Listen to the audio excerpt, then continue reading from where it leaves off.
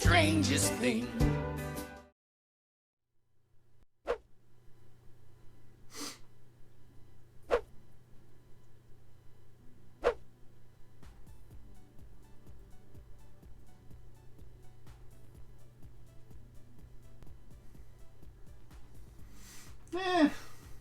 What's the worst that could happen?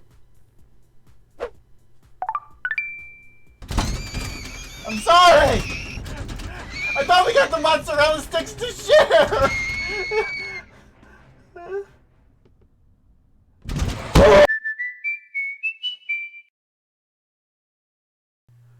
You know, no one should be alone on Valentine's Day. Some people more than most. But not everyone gets a fair share at the dating pool, whether it be because of how they look, because they're too picky, or because they're a homicidal maniac hell-bent on slaughtering individuals trapped in purgatory by a demonic spider monster. So today, I'm going to give them a chance. To celebrate Valentine's Day, we're going to look at the 26 killers currently available in Dead by Daylight, and determine whether or not I think they would make for an ideal partner in a long-term relationship. Now, before we get too deep into this, I just want to clarify that I will not be taking each of the killers' in-game lore into account when rating them. Their lore might have helped with my silly jokes, but this list is based purely on their gameplay mechanics and designs, not the elaborate backstory that each one of them already has. It's really just an excuse for me to have some fun and make some jokes about each of them, so keep in mind that this is made purely for comedic sake. If I say your favorite killer isn't dateable, well, we're talking about fictional characters here, so feel free to be mad at me. Alright. Let's date some killers. Number 1, the Trapper. The Trapper is an outdoorsman who only wants to date someone that shares his interest in decorative hand axes and unorthodox taxidermy. His mask makes him look like he's always smiling, which can be a very comforting and warming sight to come home to after a long day, and thanks to his many traps littered around the yard that you have been trained to avoid, he always has a nice warm meal on the table ready for you both to dig into. I think many of us have had that dream of living in a cabin in the woods, and with the Trapper, you can have a happily ever after, even if it is a bit creepy, making the Trapper one of my bloody Valentines. Number 2, the Wraith. The Wraith is afraid of intimacy. As such, at the first sign of trouble or a difficult conversation, he'll just up and vanish, leaving you alone and likely upset. He isn't even subtle about it either. As soon as you bring up the possibility of him doing the dishes or mowing the lawn, all you hear is... and then he's just nowhere to be seen, only reappearing when it's convenient for him. The Wraith is not the kind of person you might want to spend the rest of your life with, since he's only ever around when the game is on or he forgot to pay his heating bill, and as such, this relationship is dead in the water.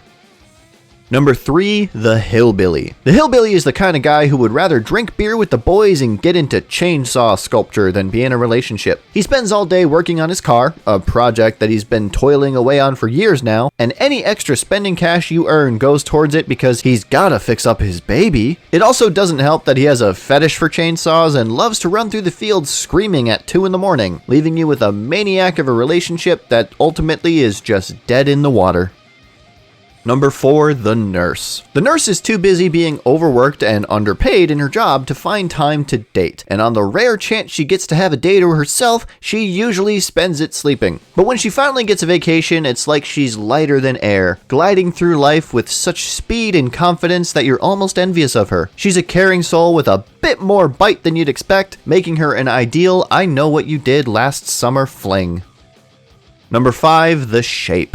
The Shape is the himbo jock who just doesn't realize how hot he actually is and gets flustered when talking to people he likes. He spends his time watching his crush from afar, barely if ever talking to them, and when he finally gets the courage to go up and talk with them, he either stumbles all over himself or tries to move things along far too quickly. He's the kind of guy who might be fun to hang out with on Halloween, but when it's just the two of you, you want to run for the trapdoor with how smothered he makes you feel, making him, at best, an I know what you did last summer fling.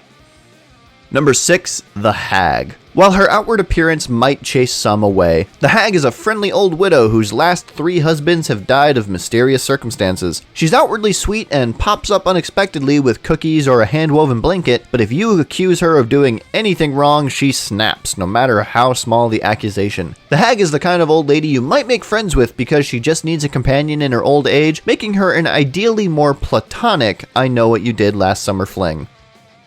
Number 7, the doctor. A lot of us have had the fantasy of dating a doctor. They're usually handsome, well paid, and are likely nice people because they are passionate about helping others. Then there's this guy, whose idea of a fun night together is spent huffing nitrous and giving yourselves unprompted electroshock therapy with a car battery. He's wild and crazy in all the wrong ways, and if it wasn't for his dependency on electrocuting himself repeatedly, or his wheezing maniacal laughter that he insists is under control, then it's the headgear itself that disqualifies him from being an ideal dating candidate. Any medical professional who can't even take care of his own teeth isn't going to help take care of you, so a relationship with him would be dead in the water.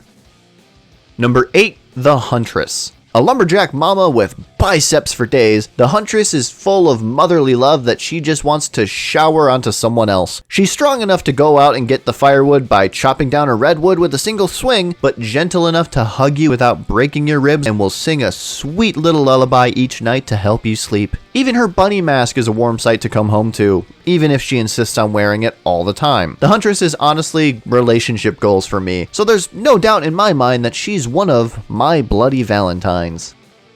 Number 9, the Cannibal. A gentle soul with a dark past, the Cannibal seems outwardly unapproachable, but is just a misunderstood individual. He ended up doing hard time when he was young for something he was coerced into, but now he does his best to be the best version of himself that he can be. He's an attentive, overly trusting individual who likes to play with his food and eats out often, giving him an almost childlike wonder that's easy to be envious of, but hard to connect with on an emotional level, making him a good I know what you did last summer fling. Number 10, the Nightmare. A master of manipulating others for his own gain, the Nightmare is someone who undoubtedly will gaslight you. The way he scratches your back is just intoxicating, and he wears the comfiest sweaters that you just love to steal, but he's too emotionally unstable to really open himself up to anything more than just a casual fling, if that. A relationship with him is dead in the water, but when whatever you two have together eventually crumbles to an end, you won't be able to stop dreaming about him. And many of those dreams aren't gonna be nice. Number 11, the Pig. The gaslighting, gatekeeping girl boss of the bunch, the Pig is someone who loves to play mind games with people that leave more than a few emotional scars. She's excessively toxic and prone to violent outbursts, just as likely to give you a backhanded compliment laced with judgment as she is to slap a cage around your head and dump in live scorpions just to watch you scream. The Pig is someone who should be avoided at all costs unless you want to possibly lose a limb for no other reason than she's bored, making for an obvious candidate for dead in the water. Number 12, the Clown. The Clown is not the type of person who wants a relationship, instead wanting quick, cheap fun with drunken individuals. He's usually the one passing drinks to them, making them laugh with his bad jokes before inviting them to his place, having his way with them, and then leaving when he's done, regardless of where said partner is at. All he wants is a good time for himself, not a happy life for you both, so a relationship with him would be dead in the water. Number 13, the Spirit. The Spirit is someone who has deep-seated trust issues, having had a traumatic event in their life that caused them to be weary of others. She can sometimes seem distant or not all there, and on occasion when she starts to really trust someone, she gets scared and can disappear for days at a time. But when she opens up and begins to trust, she's a very caring individual, sharing parts of her life that she doesn't often share with others, like her great appreciation for swords, making her an ideal I know what you did last summer fling. Number 14, Legion. A group of punk teenagers who go onto Tinder to create fake profiles for the perfect guy, only so they can dox whoever is dumb enough to try and fall for their trap. That said, there is one member of the group who secretly wants something real, and sometimes is lucky enough to get someone to click on their actual profile instead of the fake one they all created together. Sadly, they don't have much to offer outside of Reddit humor and knife facts, so this is more of an I know what you did last summer fling situation. Just don't compare what you have together with Sandy and Danny from Greece, because they're probably too young to get the reference and wonder why you aren't comparing what you have to Bella and Edward.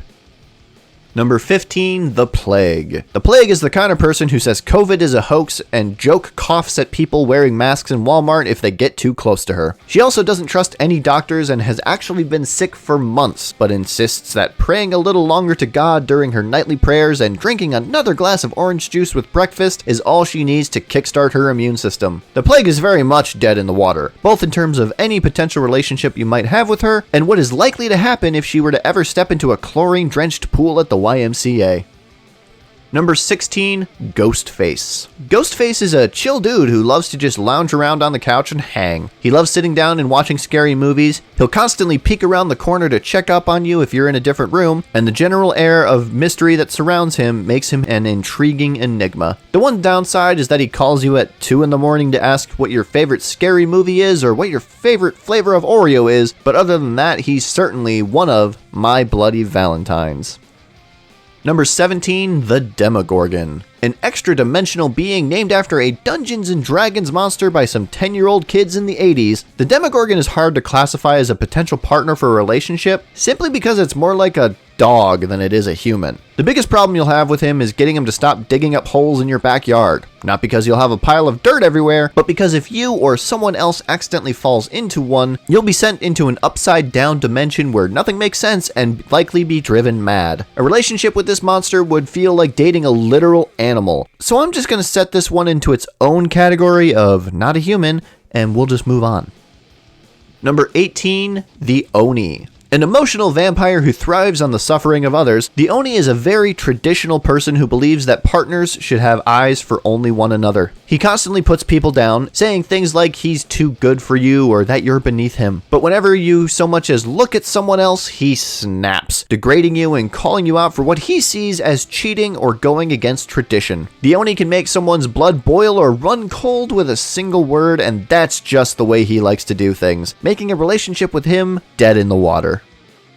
Number 19, the Deathslinger. The mystique of the cowboy can get you a long way, so much so that the Deathslinger doesn't even need his harpoon blunderbuss to reel in a date. With his gruff demeanor and thick country boy accent, he can more than handle himself, but the West is lonely for an old cowpoke like him. Riding off into the sunset with him is more of a romantic endeavor than one of him leaving you behind, and so long as you don't share too many plates of baked beans together, we'll be happy with him as my bloody Valentine. Number 20, the Executioner. A literal representation of someone else's inner torment and guilt, the Executioner is someone who holds grudges and reminds you every chance he gets. This dirty gossip is someone who hides away his own feelings for fear of retaliation, but he always has some juicy tidbit of info just waiting to crest the peak of his pyramid head covering to take down anyone who tries a bitch. A mannequin has more of a shot with this flat-assed weirdo, and as such, a relationship with him would be dead in the water. Number 21, the Blight. Once a man with ambitions and hopes, all that is left of the Blight is a shriveled frame of skin whose only remaining desires can be provided by needles. He constantly says he'll make himself better, but doesn't, making himself a burden on others who try to help whenever he inevitably relapses. The Blight is an apt description for a man who can barely even pick himself up half the time, and there's no chance in hell you can fix this man, as a relationship with him is considered dead in the water. Number 22, the Twins. The Twins are a codependent pairing, but more so for one than the other. Charlotte wants to branch out and meet new people, but her little brother Victor is very protective of his sister, often being hostile towards anyone who shows interest in her out of fear that they'll hurt her. It doesn't help that whenever an argument comes up between you and Victor, she usually sides with Victor, and on the rare occasion she sides with you instead, Victor can get violent. Despite you likely only wanting to date one of them, the Twins are a package deal, making for a relationship that's best kept to an I know what you did last summer fling.